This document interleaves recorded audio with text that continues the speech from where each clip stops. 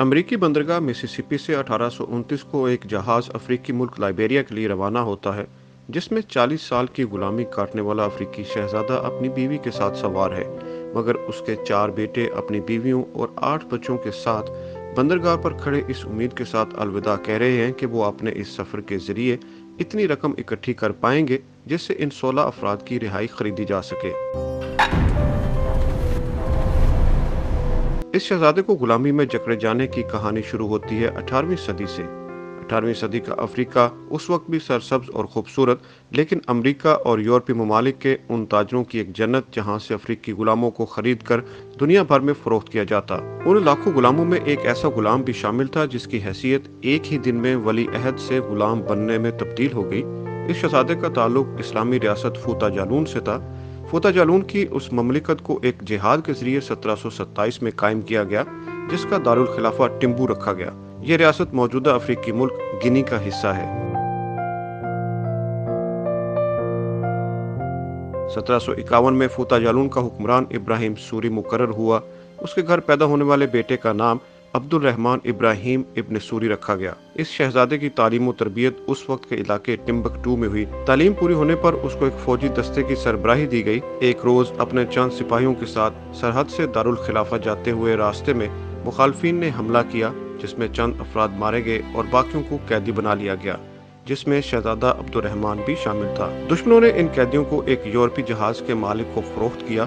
اس شہزادے کی قیمت میں تھوڑا سا تمباکو، شراب کی 2 بوتلیں، گن پاؤڈر کے 2 چھوٹے ڈبے اور کچھ بندوقیں وصول کی گئیں۔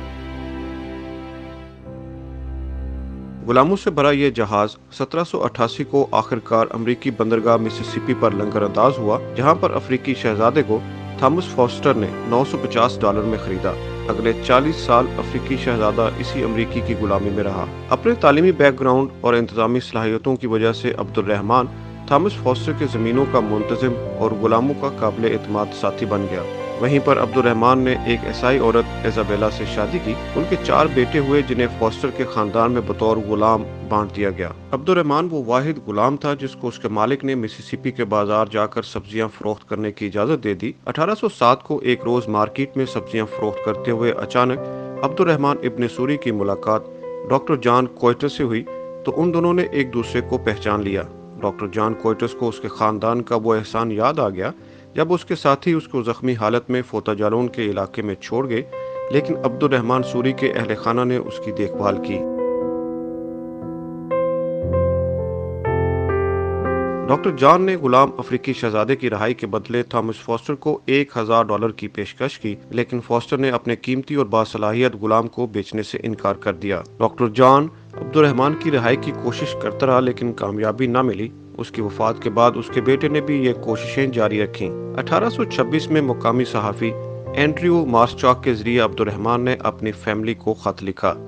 عربی زبان میں لکھے اس خط کو امریکی سینیٹر تھامس ریڈ کے ذریعے مراکش میں قائم امریکی قونصلیٹ کو بھیجا گیا، جس نے یہ خط مراکش کے سلطان عبد الرحمن ثانی کو پہنچایا۔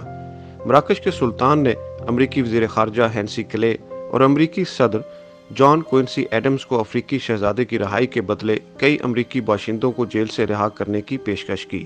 سلطان کی درخواست اور امریکی صدر کی مداخلت پر افریقی شہزادے کو بالآخر 40 سال کی غلامی سے نجات ملی۔ اس کے مالک فوسٹر نے بنا کوئی قیمت وصول کیے اسے رہا کیا، لیکن اس کی بیوی کی رہائی کے بدلے $200 مانگے، جسے مسیسپی کے رہائشیوں نے چندہ جمع کر کے ادا کیے۔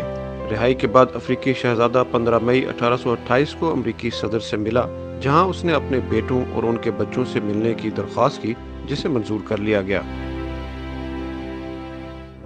اپنے بیٹوں، ان کی بیویوں اور پوتے پوتیوں کے لیے افریقی شہزادے کو $10,000 کی ضرورت تھی، جس کو جمع کرنے کے لیے عبد الرحمن اور ایزابیلا نے مختلف ریاستوں کا سفر کیا، لیکن صرف $4,000 ہی جمع کر پائے۔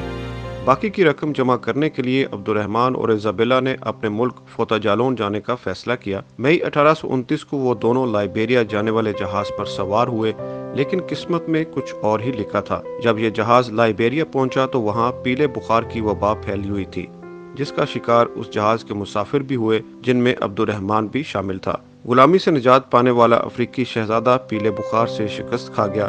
اپنے بچوں کو آزاد کرانے اور فوتا جالون میں اپنے خاندان کو ملنے کی امید دل ہی میں لیے 6 جولائی 1829 کو وفات پا گیا۔